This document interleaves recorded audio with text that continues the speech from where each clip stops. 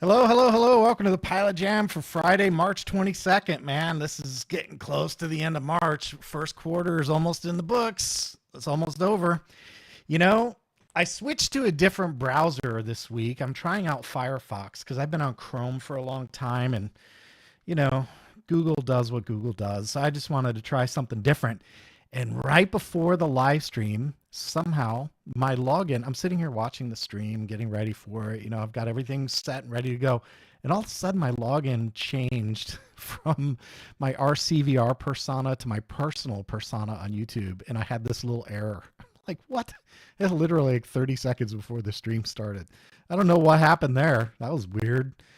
Anyway, Patrick Henry got in first.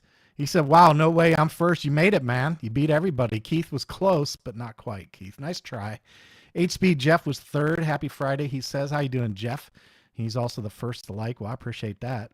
Fast Freddy says, hoping to be back home in time for the jam. Can I get an audio check, too? By the way, I've been having audio issues, too, of course. What's new? Well, the audio stuff went away for a little while, and now all of a sudden, I've been getting like these random little USB disconnects. I don't know, man. Technology lately has just been a pain in my neck. Anyway, Johnny Stancil says, happy Friday, everyone. I Fly for Fun says, hi, everyone, and happy Friday. Happy Friday to you.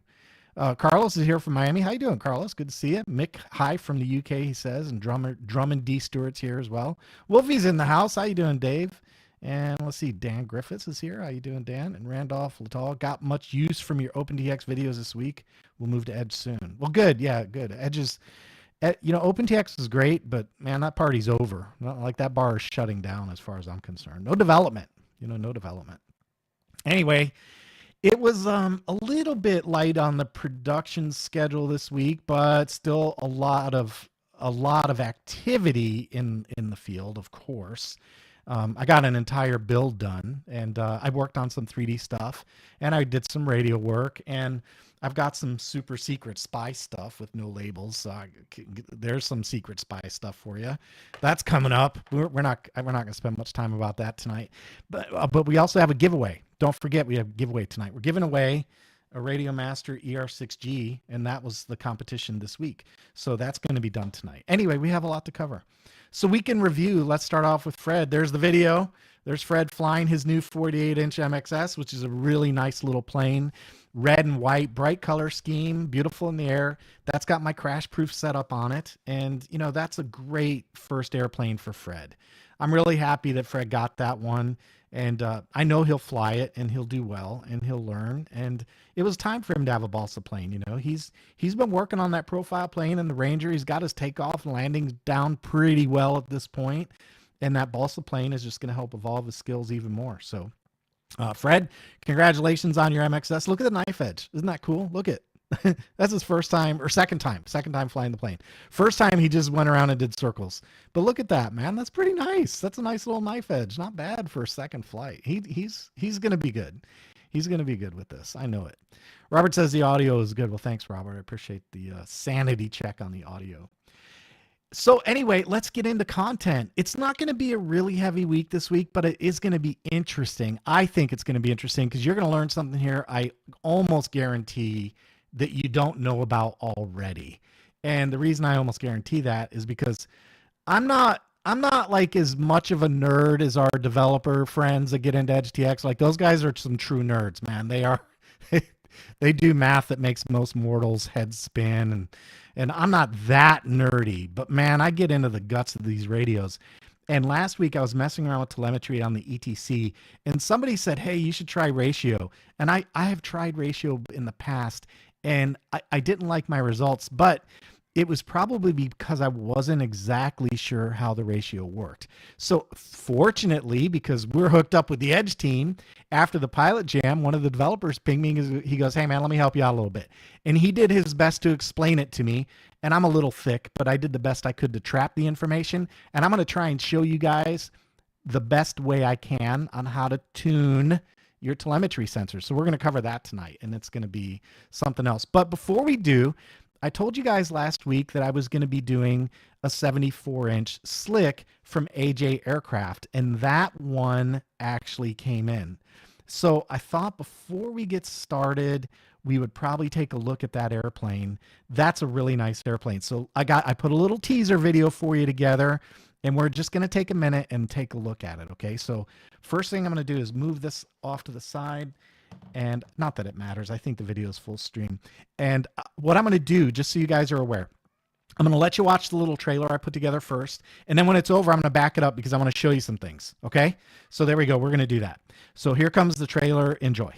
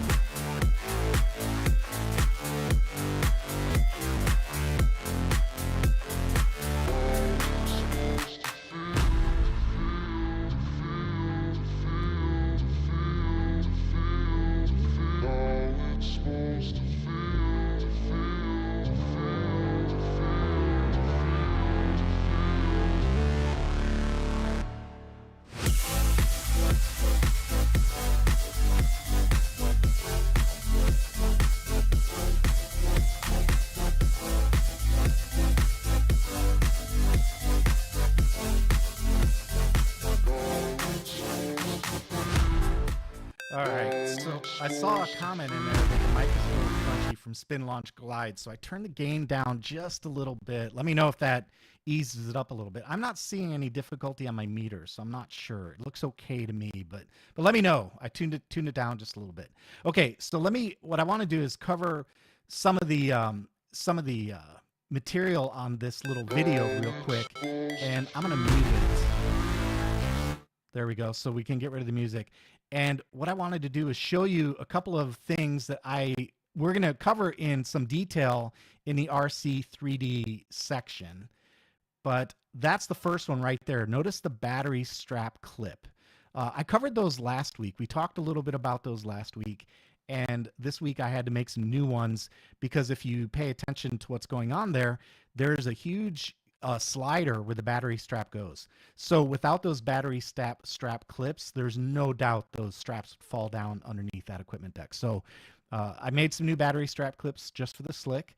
And then another thing I wanted to show you guys, another 3D part that I worked on, a couple of them actually, and I'll show you the parts in detail in just a minute, but let me just scrub and find them. Let's see. No, that's the end. I have to back up. Sorry, guys. Let me just scrub back a little bit and see if I can find those parts. It's hard. There they are. That's the one I wanted to show you, right?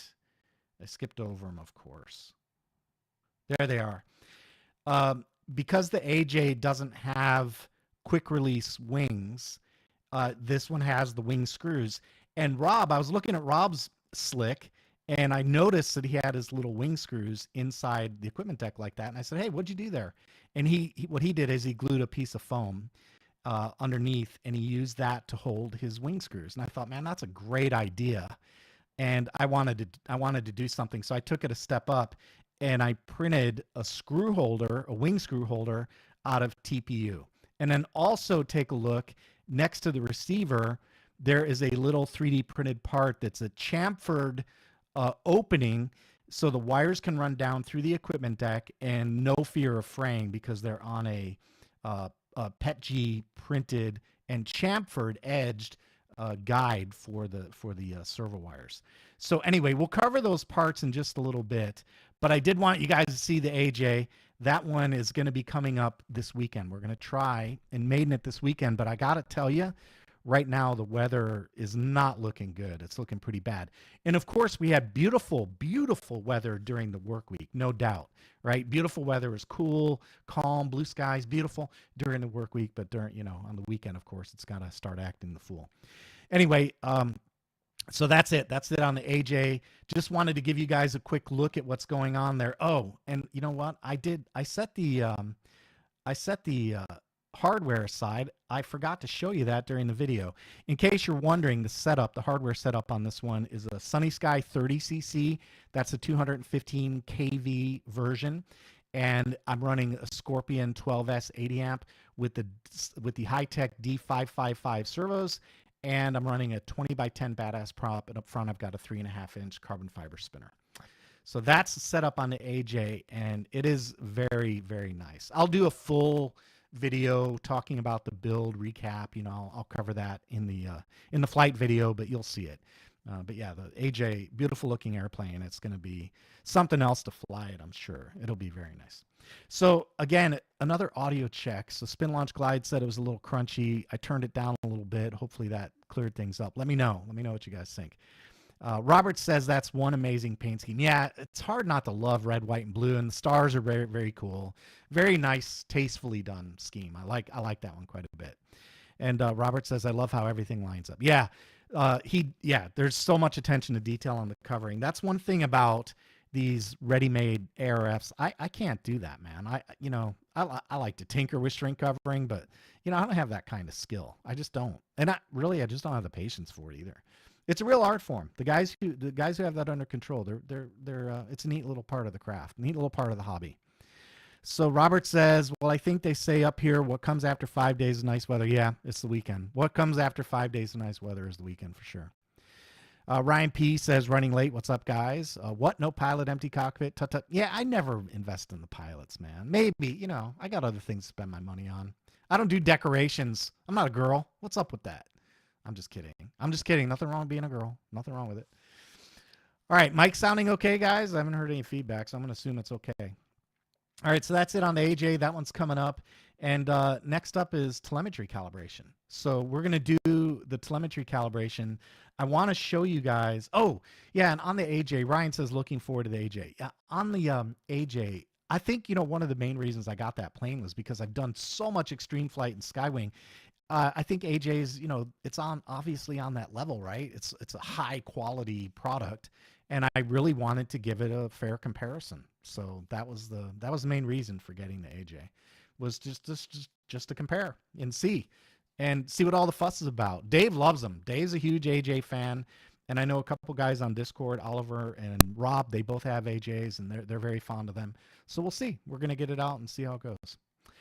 Henry A says, good day from Australia. Your voice is a little scratchy. Is it a little scratchy? I'm not sure what to do, guys. It sounds a little choppy. Every now and then it gets a little spike of static on the audio.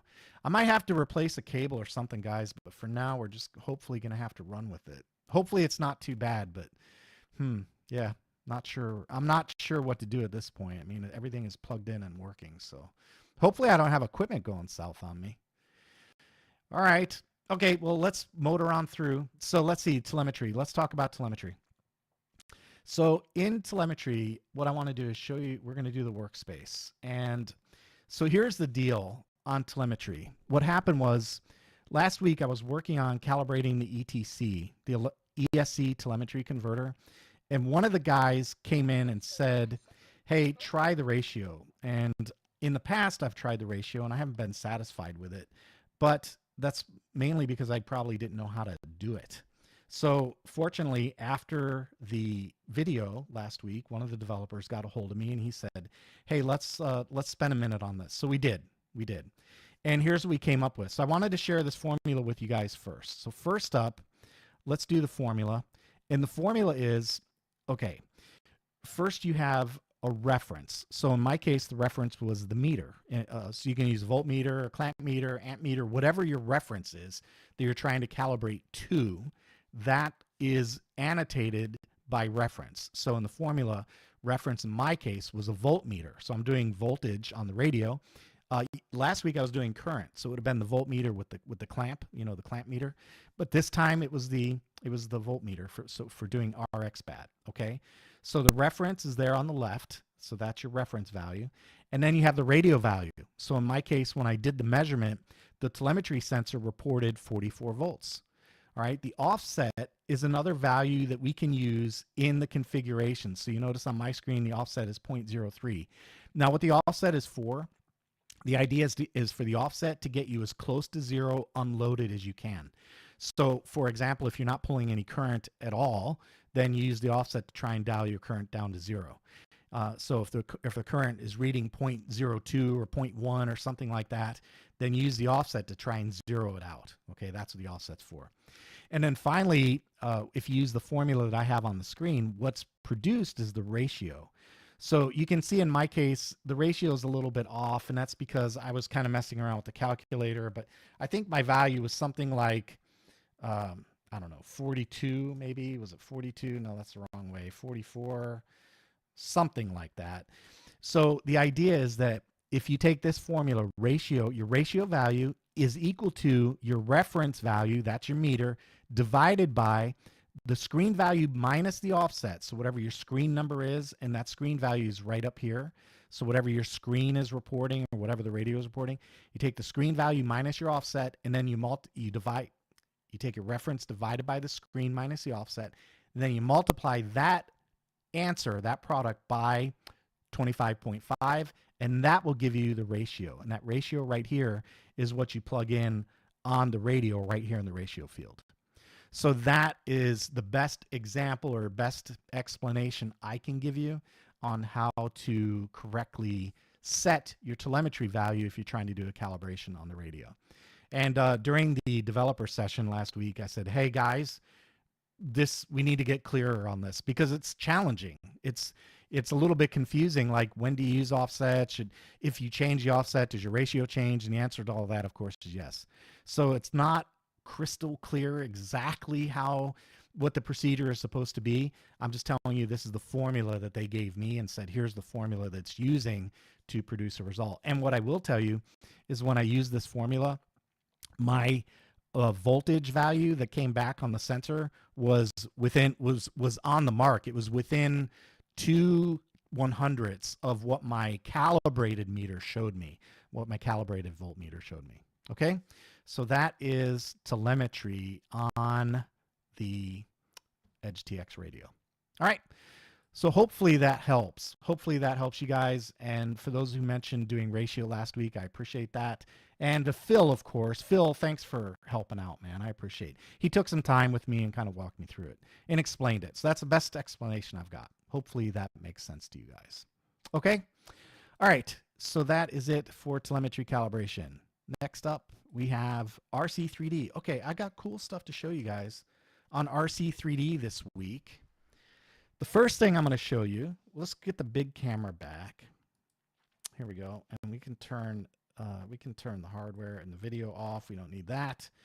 And the first thing I want to show you guys is, by the way, I have a link for my RCVR 2 model. It's in my Etsy store if you'd like to get one for yourself. Link in the description. So if you'd like to get one, this is my setup model. I use this on the desk to do all my test setups. And it's where I do things like test my super secret squirrel receivers that I have. But the first thing I wanted to show you guys is this little guy. And in the AJ video, I'm not sure if I zoomed in or saw it or not, zoomed in and showed you or not. But what it is it's a simple little standoff for your antenna. And the idea behind that, of course, is so you can place your antennas in the proper orientation. And I designed these to fit on the ER6 and ER8 antennas. And they fit just perfectly over that heat shrink, over that covering that they have on there. So you can slide these on. The idea is that you slide these things on, and I say they fit perfectly, but this one's being a little stubborn coming off. There we go. So that just slides right over that end of the antenna. And then on this side, you just put a little double-sided tape and stick it where you want on the airframe, and you can align your antenna. If you want it to be vertical, you can make it vertical. You want it to be horizontal, you can make it horizontal. So that's the idea. It's just a little antenna orientation device. If you guys are interested in this in RC3D, I will put the STL for these in Discord in the 3D channel. So hopefully that will help you guys out. There you go. Little 3D antenna, 3D printed antenna mount. Simple, very super lightweight, and it'll definitely keep your antennas where they're supposed to be on your model. Okay. I mentioned I would show you the guide wire for the servo wires coming up through the equipment deck.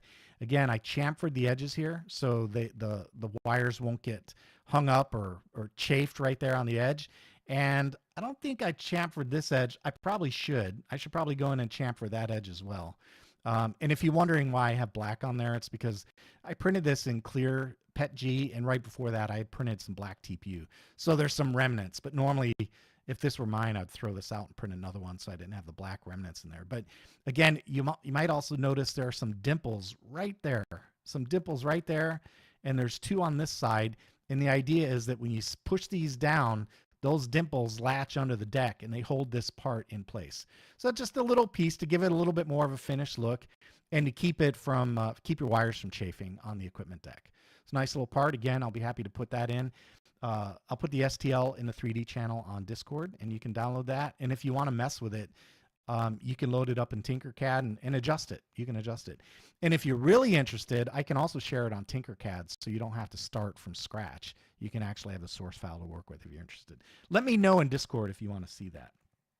All right, next up is the thumb screw. Again, this one is printed out of TPU, so I did not thread these. And it's the same design. Does that look familiar? Same thing. The only thing that I did is I filled in the big square hole, and I replaced it with a hole. It's not even threaded. I just replaced it with a hole big enough for the screws. So that's it.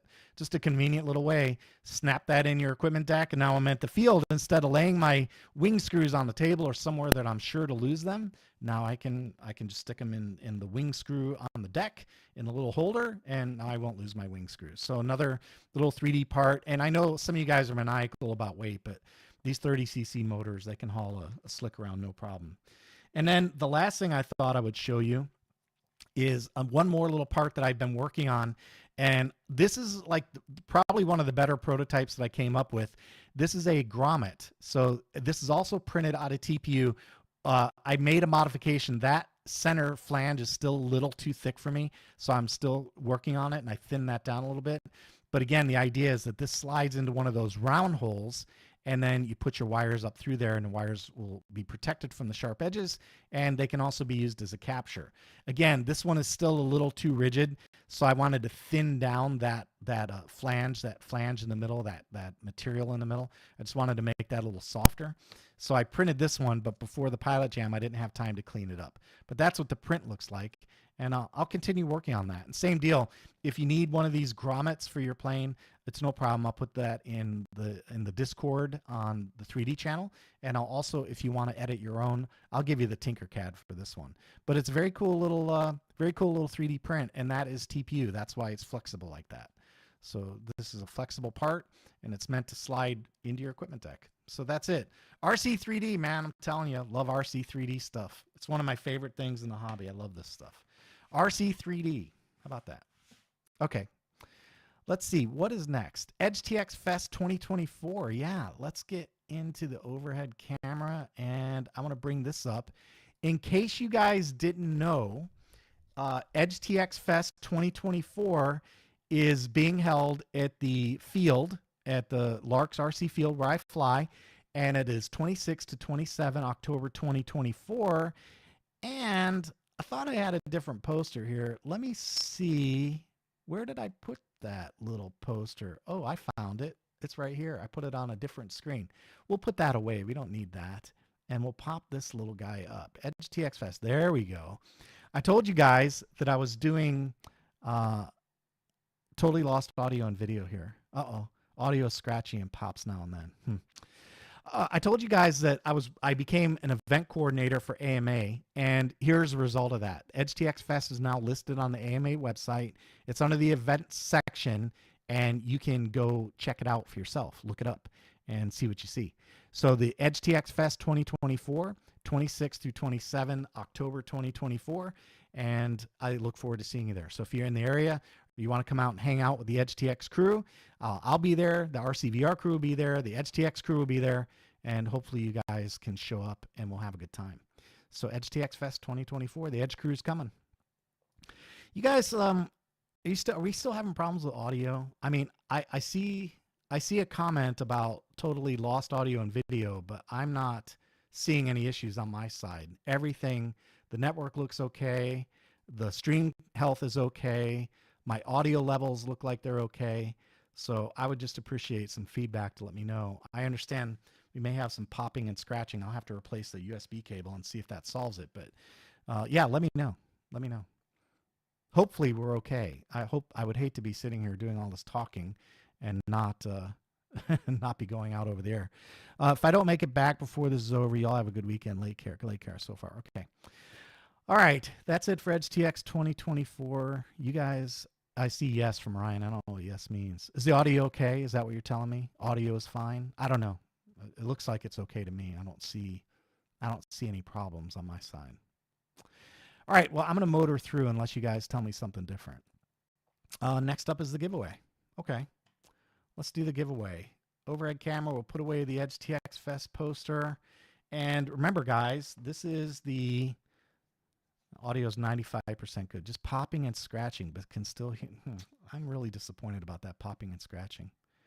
Just no problems with the video, just the audio. Haven't heard any losses. Okay. Well, thanks for letting me know.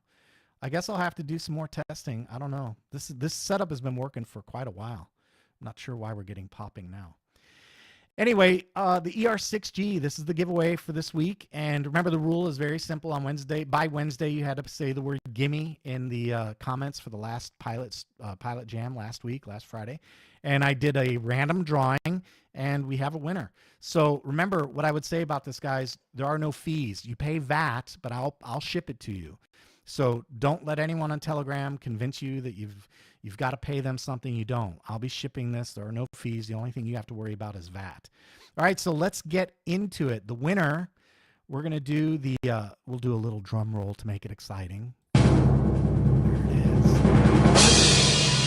It was, that was an abject fail. It switched. Let's try and bring it back up the right way. There it is. Mark Drury is the winner. So, Mark, congratulations. You got yourself an ER6G. The stupid software jumped over to my Q&A window instead. So, Mark Drury, you have to mail me a copy of a government-issued ID showing me that you are over the age of 18. You have to have turned 18 by 3/15/2024, which is during the week. And you have to send that email to John at rcvideoreviews.com by 3/23, which is Saturday, 2000 ET, which is GMT -5. I don't care about any other information on that government issued ID other than your age. You have to show me that you're not a minor, and you have to include your address. So tell me where to ship it. If you don't send me the email, you don't get the prize. Alternate winner will be selected. So if you don't select or send me the email, that's on you. Can't help you. All right. So that's it for the giveaway. Congratulations, Mark. You got yourself an ER6G for free. How about that? Very nice. All right, that's it for that. And we'll bring the little RCVR model back in here, and we'll cruise on to the next topic, which is the Q&A. All right, let's get into the Q&A. Let's see here. I'm going to close this so we can avoid confusion there, and let's do the Q&A. Nope, we need the blackboard. There's the Q&A. Okay. Hopefully you guys can still hear okay. Dan says I haven't heard any losses. Okay, well, we're going to keep motoring then. And regarding the Q&A, let's see. If you haven't seen this segment, what I do is try and find questions that people pose in the comments that might be interesting to other people, and I try and answer those on the Pilot Jam. So here we go with the Q&A. The first one comes from I can't read that name. It's user XU4SH slowly, I guess. He says, hi, I just got my TX16S 4-in-1, having some trouble binding my Spectrum receivers. Any tips on this? I'm not a Spectrum guy. All I can say is that when it comes to Spectrum, my recommendation is to set the protocol, set DSM, of course, but set the protocol to auto. And that seems to give the best results, setting the protocol to auto. Okay, so that would be my recommendation to you, is set your protocol to auto. And from my limited experience trying to bind with DSM receivers, that always seemed to work quite well. Next up is Jay Schrager. He says, I've been searching your videos on the web. I really want to set 3 idles for my gasser. Okay, So this question, I'll let you guys read the question, but he basically wanted a couple of different idle ups, and he posted the question in the auto idle up video, which was smart. But this is one of those questions where the correct answer is to get on Discord. So if you guys want to ask a complex question, get on Discord. And I can tell you that Jay popped into Discord and we got him sorted out pretty fast. All I can say is that YouTube is pretty bad at getting us what we need in terms of a collaborative platform in order to share information. So if you guys have a complex question like this, get on Discord. That's all I can say. The answer, by the way, for Jay was to use flight modes. So in flight modes, you can set up discrete trims and idle ups, and then you can even fade those in, which is what we did. So that was the answer, flight modes. All right, Tony Beverly says, nice video and great idea. I've had that happen a few times with my electric and wondered why, but I don't get to see a lot of reviews here using Spectrum these days. And your Radio Master, can you tell me the reason you're using Radio Master for your planes? Is it a cost thing or something else? Yeah, it's absolutely a cost thing. I mean that, in the fact that the RF tech available on Radio Master and EdgeTX is spectacular. The firmware is spectacular. And for that reason, I personally don't see any reason to use Spectrum. I just don't get it. I don't get it. I also believe personally that Spectrum is wildly overpriced. Wildly overpriced. So you guys get on a EdgeTX radio, get a Radio Master and try it out. That's all I can say. I think once the light clicks on, when you understand the RF tech and the capabilities of the firmware, there is just no turning back. It is spectacularly good stuff. Okay. All right. So that's the answer to Tony. Let's see. Orelin Juan, he says, where can I buy the setup model? Etsy, the Etsy store. Get on the Etsy store and buy one. $25, and they're great little devices. And the link for that is in the description. So get on the Etsy store.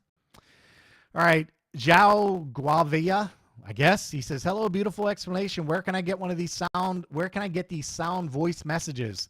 Like disarm, arm, high rates, low rates. Discord. Guys, get on Discord.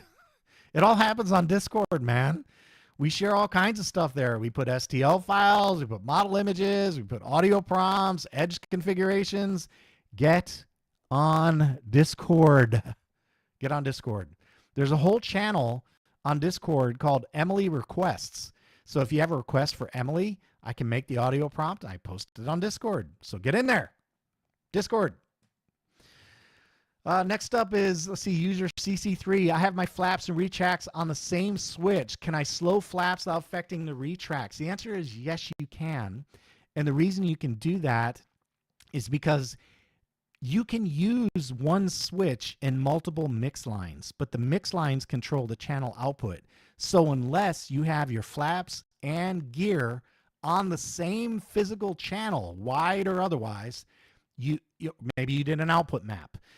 You can absolutely use one switch in multiple mix lines and slow the mix for one, but not the other. You simply go into your mixer and set your delay up and down, and that will only affect the channel for that mix line. It won't affect the other ones. All right. Okay. Let's see. Next up is number one. That's it for Q&A. We got through that pretty quick.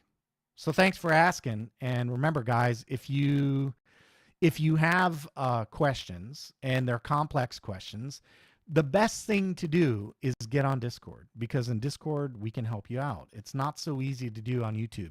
YouTube simply is not a good platform for this, okay? Not a good platform for troubleshooting. So if you have complex questions, get on Discord. Okay, let's see. Congrats, Mark says, I fly for fun. Tom Evans says, audio and video okay on my cell phone. Thanks for the report, Tom. Patrick Henry says, didn't you mean to say rectung? Maybe. It's certainly not a question of whether or not I could afford it. I could buy Spectrum. I just don't see any reason to do it. I just think the technology available on EdgeTX and Express LRS is superior. I just don't see any reason to use anything else. Let's see. Randolph says, I'm a new pilot and I totally agree with the TX16S route. I fly telemetry and use many of the intermediate features. Buying receiver and board for less than $40 is a win for me. Yeah, that's one of the big issues I have. Like one of the, I don't really know what the model designators are on Spectrum, but I've seen cases where receivers are $60 or $70, and it just makes me angry. I mean, you guys, if you didn't know, historically, part of the reason for this channel is because of pricing from Spectrum and Horizon in general.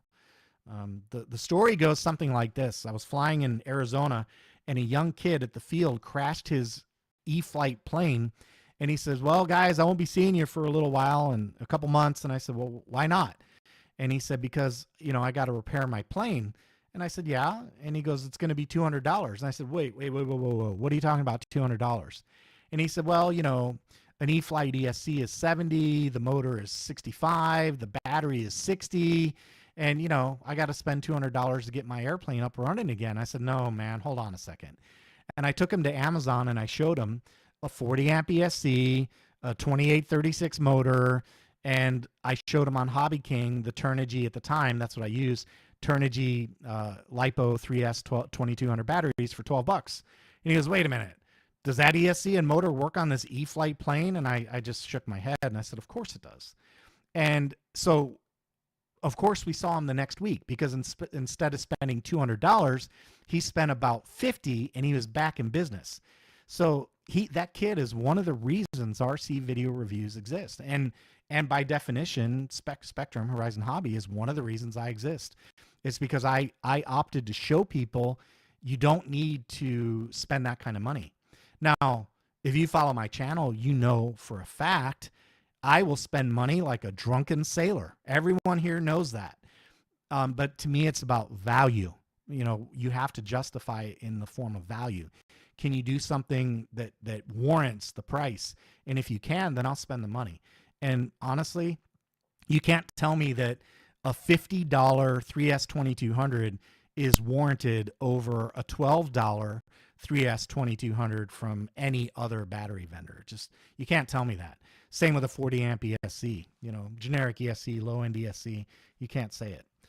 Same with the motors. You know, motors, you do a little testing, you find out really fast. Sunny Sky has got budget pricing, and they'll run on a power and efficiency with anybody. So, yeah, you just can't say it to me. I won't buy it. And because of what they do in terms of their pricing, that's why this channel exists. It's one of the reasons this channel exists.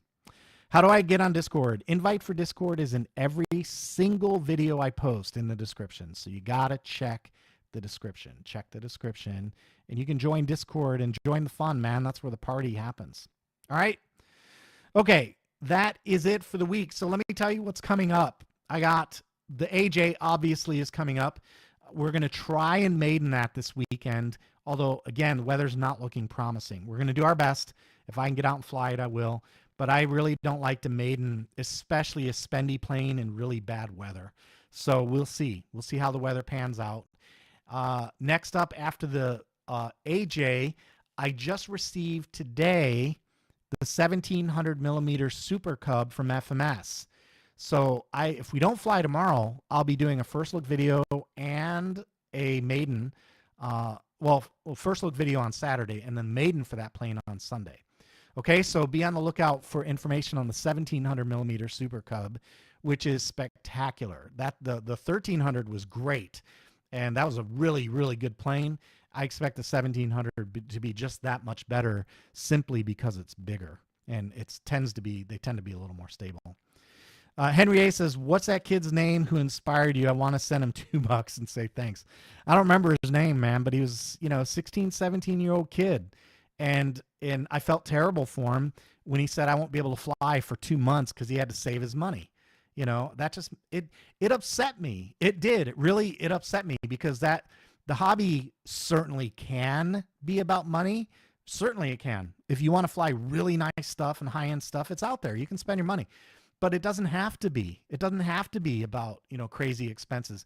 Back in those days, I was flying Sunny Sky motors, generic ESCs, Emax servos, and or even the generic 9-gram servos, and flight test paper planes. My models cost me $40 to put in the air. Tops. And if I crash the plane, it costs me $2 to replace the airframe, and I just move my electronics over. So it can be as cheap as you want it to be, and it can be expensive if you want, but that's up to you. That's your choice to make, not mine. And I don't think the vendor should be deciding that for us, which is one of the reasons honestly, guys, one of the reasons I don't use their stuff. I think generally they're wildly overpriced. That's why I don't do it. So Tom says, I love the 1700. Yeah, I'm sure it's going to fly great. I can't wait to try it out. Photios is here. He made it. Hi, John and everyone. Greetings from Greece. Glad you can make it, Photios. Glad you can make it. Okay, so anyway, yep, we've got the AJ Slick Maiden coming up. I will be doing a build review. If I can't do it at the field, I'll probably do it on the bench. Otherwise, we'll do it at the field, and I'll combine it with the, I'll do a first look video and the Maiden together. And then we'll be doing a separate first look video for the Cub and the Maiden for that as well. And then I also want to let you guys know it's a little bit on the horizon, but there are some big motors inbound, some new big motors inbound coming up. It's exciting stuff. I can't wait to try it out. So I fly for fun. Exactly why I dumped all my Spectrum stuff. Crazy. Yeah, man, it is. The Spectrum stuff can be ridiculously expensive. And I got, I'm just telling you, when it comes to Express LRS with PWM and Radio Master, I fly these receivers in all my planes. Everything I've got, all my planes, they all get Express LRS. And I've got no compunction putting those real nice extreme flight planes in the air running that tech. It's not a problem. So that's it. Darren Elhart says, greetings from Canada. Glad you made it, Darren. All right, guys, that wraps up the Pilot Jam for March 22nd, 2024. Hope you guys had a good time. Sorry about the audio. I will do some investigation to figure out what the heck is going on with that. But this audio rig has been working really well for a long time. I'm not sure what happened, but if we got to replace some gear, we'll get it done. I'll make the replacements and we will move on. I hope you enjoyed the video. And if you did, make sure you smash that thumbs up button, subscribe, hit the notification bell, join Discord, and leave a comment when the video is over. That is always helpful. Always helpful. If you can, I hope you get out and fly something this weekend. That's all I've got for tonight. Take it easy.